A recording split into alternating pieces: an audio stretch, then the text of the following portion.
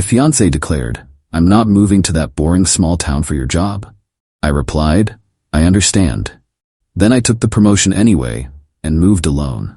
When she discovered my boring job paid me $600K per year, her reconciliation messages started coming.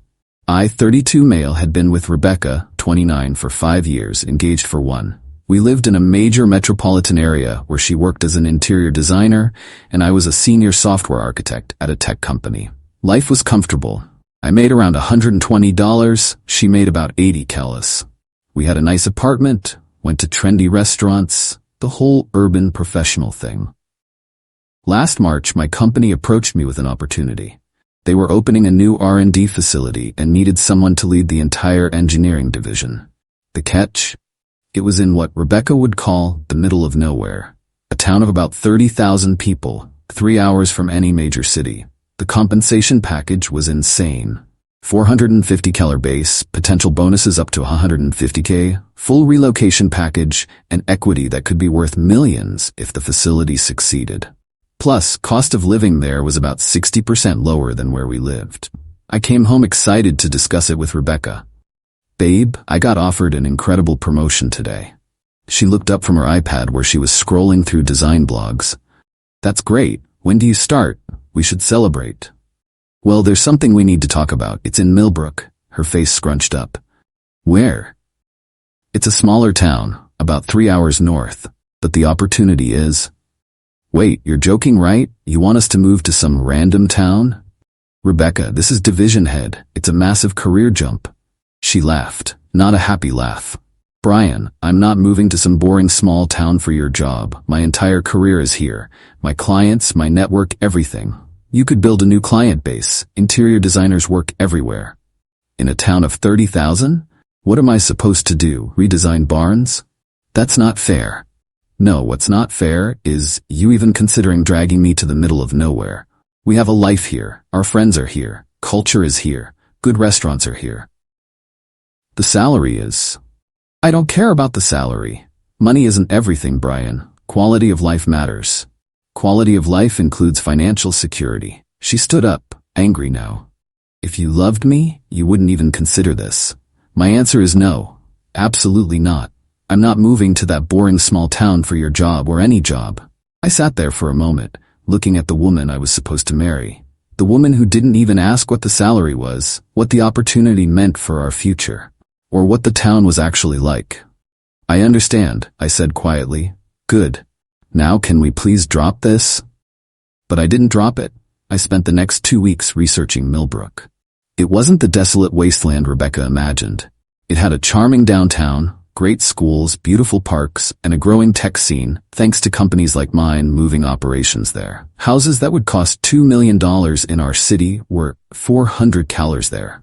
Update 1. I accepted the position without telling Rebecca. I know that sounds terrible, but hear me out. Every time I tried to discuss it rationally, she'd shut me down with, "We already decided," or "Stop trying to convince me to ruin my life." She wouldn't even look at the photos I'd found of the town or listen to the financial breakdown. Her friends didn't help. Rebecca told them about the offer, leaving out the salary details naturally, and they all reinforced her position. Can you imagine Rebecca in a small town? Her best friend Natalie laughed at a dinner party. She'd die of boredom in a week. "Brian's being selfish," another friend Jessica added, "expecting you to give up everything for his career. It's honestly toxic masculinity."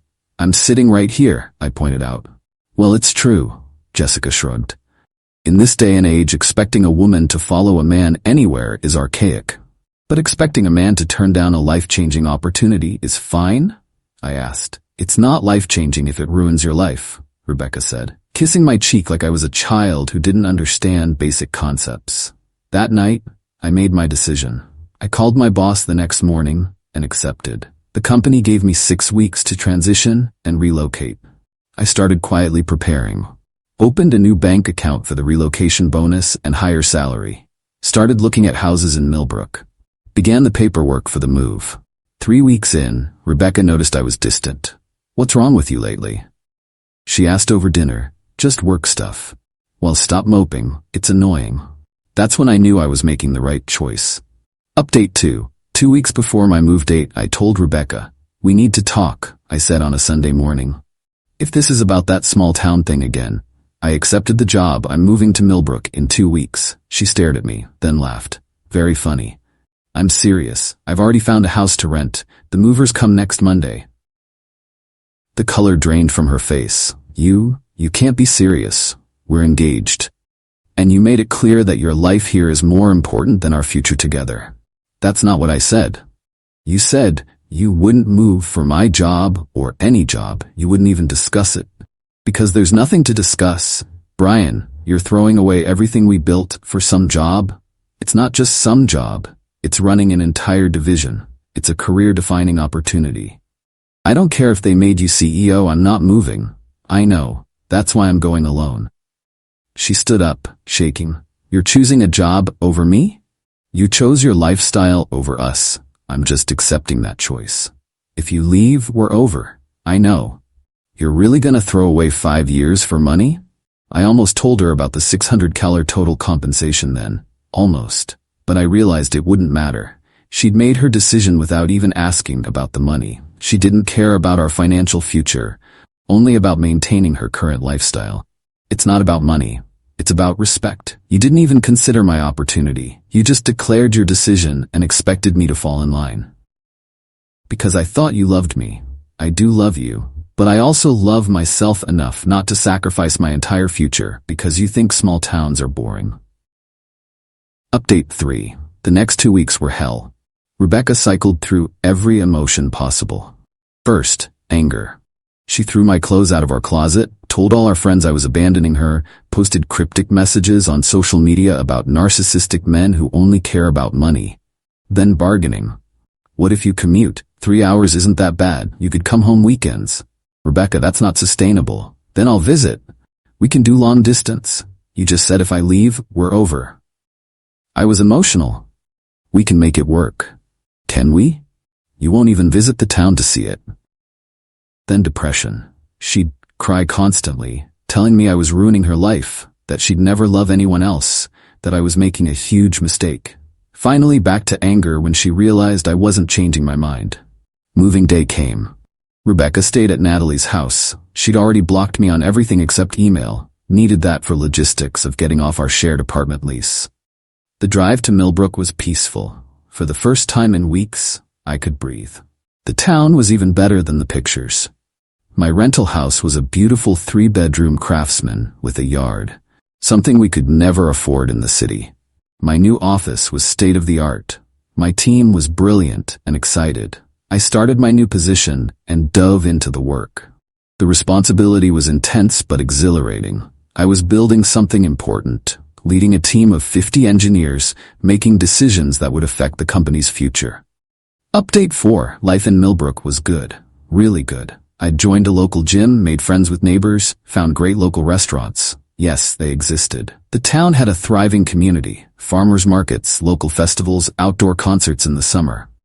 My work was going exceptionally well. We'd landed a major contract, and my first quarterly bonus hit, $40,000. My total compensation for the year was on track to hit $600. I bought a house, not rented, bought. A gorgeous 4-bedroom colonial on 2 acres for $425,000. In our old city, it would have been worth $3 million easy. Then the messages started. First from Jessica. "Hey Brian, hope you're doing well. Random question. Rebecca said you took a new position? She's being weird about it. Is everything okay?"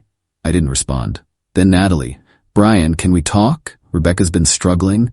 Maybe you two should talk things through." Also ignored. Then Rebecca's mom, who I'd always liked. "Brian, honey, I don't understand what happened.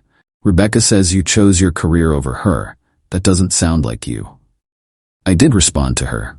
"Hi Margaret. Rebecca decided she wouldn't even consider moving for my career advancement. I respected her choice and made mine. I hope she's well." Margaret wrote back. "She didn't tell me it was a career advancement. She said it was a lateral move to nowhere." I didn't correct her. Wasn't my job to manage Rebecca's narrative. Update 5. The dam broke when I posted a photo on LinkedIn. It was from our division's launch party for a new product.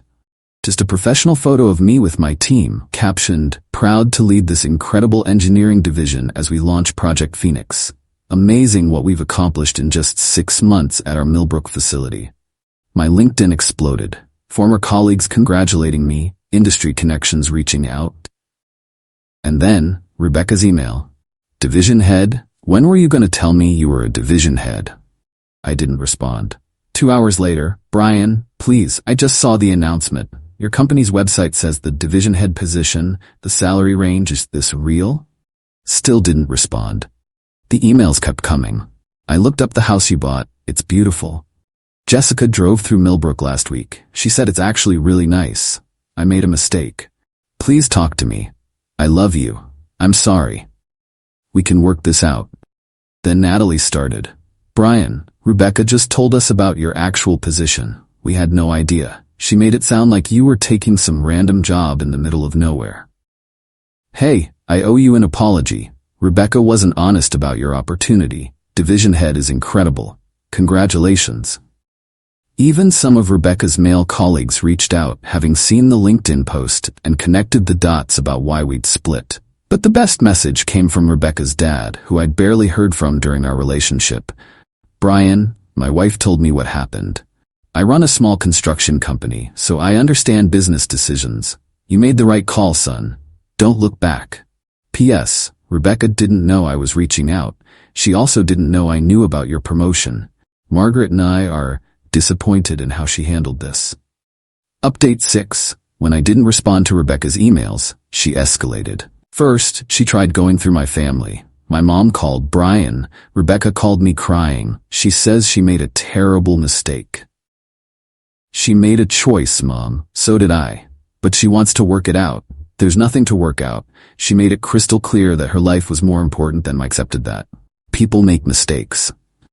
Mom, she didn't make a mistake. She made a decision. She's only regretting it now because she found out how much money I'm making.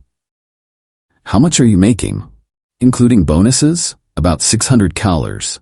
Silence. Then, oh my, and she didn't know? She didn't ask, didn't care, said money wasn't everything. I see. Well, you know, I always thought she was a bit materialistic.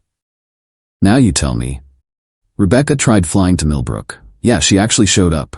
I was at a coffee shop downtown on a Saturday when she walked in. She looked different. Designer clothes replaced with jeans and a simple sweater, like she was trying to look small-town appropriate. Hi, Brian. Rebecca, how did you find me? Your neighbor told me you come here on Saturdays. You talked to my neighbors? I had to. You wouldn't answer my emails. Because we have nothing to discuss. We have everything to discuss. Brian, I love you. I made a mistake. You didn't make a mistake. You made it very clear that moving here would ruin your life. Direct quote. I didn't know. Didn't know what? How much money I'd make. What the town was like. You didn't know because you didn't care to ask. That's not fair. Rebecca, you called me selfish. You let your friends call me toxic. You said I was choosing money over you. You threw my clothes out of the closet. I was upset. And now you're here because you found out I'm making $600. That's not why. Really? Then why didn't you come 3 months ago? 6 months ago? I needed time to think. You needed time to find out what you walked away from. There's a difference. She started crying. Real tears, not the manipulative kind. Brian, please. I see it now. The house, the community, your success. We could have an amazing life here. I am having an amazing life here. Without me. That was your choice. Let me fix it. I'll move here. I'll start over. I can build a design business. There are wealthy people here who need designers, right? I researched it. There's actually demand. You researched it now, after finding out about the money. It's not about the money. Rebecca, 2 weeks ago you posted on Instagram about small-town people with small-town minds. You were talking about here, weren't you? She went pale. You saw that? Natalie sent it to me. She thought I should know what you were saying. I was bitter. You were honest. You think you're better than people here. You'd be miserable, and you'd make me miserable. Again. I've changed. No, your circumstances have changed. You found out what you gave up. And now you want it. But you don't want me, Rebecca. You want the life my success could give you. Update 7. When emotional manipulation didn't work, Rebecca went legal. I got a letter from a lawyer claiming I owed Rebecca compensation for financial damages incurred due to relationship dissolution under false pretenses. Their argument? I had deliberately concealed the true nature of my job opportunity, causing her to make a decision without full information, resulting in financial and emotional damages. I laughed so hard my neighbor knocked to check if I was okay. My lawyer's response was beautiful. Mr. Thompson attempted multiple times to discuss the opportunity with Miss Hartley, who refused to engage in such discussions. She ended the relationship based on her stated unwillingness to relocate, regardless of circumstances. Mr. Thompson's subsequent success does not constitute false pretenses. No damages are owed. Rebecca then tried a different angle. She claimed we had a verbal agreement about shared future assets since we were engaged, that I had broken a contract by accepting the job without her consent. My lawyer shut that down too, with the added note that Rebecca had explicitly stated the relationship would be over if I took the job, thereby nullifying any implied agreements. Then came the social media campaign. Rebecca started posting about financial abuse in relationships, and how withholding financial information is a form of manipulation. She never named me directly, but mutual friends knew. It backfired spectacularly. One of her ex-colleagues commented, "Didn't you refuse to even discuss the job with him?" Another wrote, "Girl, you literally said you didn't care about the money." The best response came from, surprisingly, Jessica. "Rebecca, I was there. You shut him down every time he tried to talk about it. This isn't financial abuse. You made a choice without getting all the information. Own it." Update 8. It's been a year since I moved to Millbrook. The facility is thriving. My team just launched a product that's revolutionizing our industry. My total compensation this year hit $625K with bonuses. I bought a second property, a cabin by the lake, 20 minutes from town. Started dating someone, Amy, a local veterinarian, who's smart, funny, and thinks designer labels are a waste of money that could go toward animal rescue. Rebecca's still in the city. From what I hear through the grapevine, she's struggling. Lost some clients during her bitter phase when she couldn't stop talking about our breakup. Natalie apparently got tired of her constant complaints about what should have been. She sent me one last email last month. "Brian, I know you've moved on. I see the photos of you and your new girlfriend. She seems nice. I wanted you to know that I finally understand what I lost. Not the money, though I won't lie, that stings. But I lost someone who was willing to build a future, and I was too shallow to see it. You were right. I didn't want you. I wanted a lifestyle. I thought that lifestyle was in the city, with trendy restaurants and fancy parties. I didn't realize life could be good, maybe better, somewhere else. I'm not asking for anything. I know that ship has sailed. I just wanted to say I'm sorry for not even listening when you tried to share your excitement about the opportunity. I hope you're happy. You deserve it. Rebecca." I actually responded to that one. "Rebecca, thank you for the apology. I appreciate it. I am happy. I hope you find your happiness too, Brian." Final update. Last week I ran into Margaret and Rebecca's dad at a restaurant in the city. I was there for a conference. They invited me to join them for coffee. "We owe you an apology," Margaret said. "We raised Rebecca to value the wrong things, status, appearances, what others think. When she told us the full story, the real story, we were ashamed. She's our daughter and we love her," her dad added. "But you made the right call, son.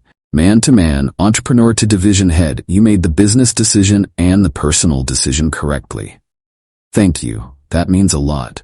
"She's in therapy now," Margaret said quietly, working on understanding why she couldn't see past her preconceptions, why she wouldn't even listen. "I'm glad she's getting help."